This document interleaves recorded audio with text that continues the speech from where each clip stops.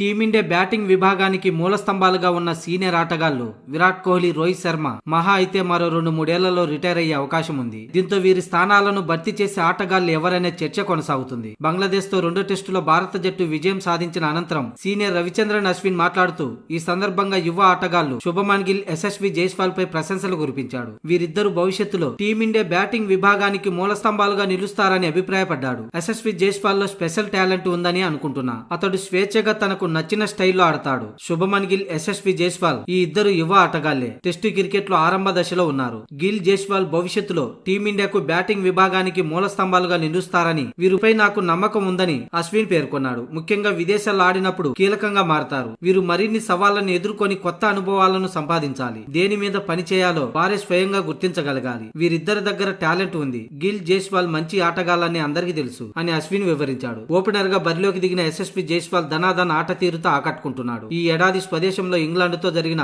5 టెస్టుల సిరీస్ లో జైస్వాల్ 9 ఇన్నింగ్స్ లో 712 పరుగులు చేసి సత్తా చాటాడు. తాజాగా బంగ్లాదేశ్ తో జరిగిన టెస్టు సిరీస్ లో 3 అర్ధశతకాలు బాదాడు. శుభమన్ గిల్ కూడా తనకు వచ్చిన అవకాశాలను సద్వినియోగం చేసుకుంటూ జట్టులో కీలక ఆటగాడిగా ఎదుగుతున్నాడు.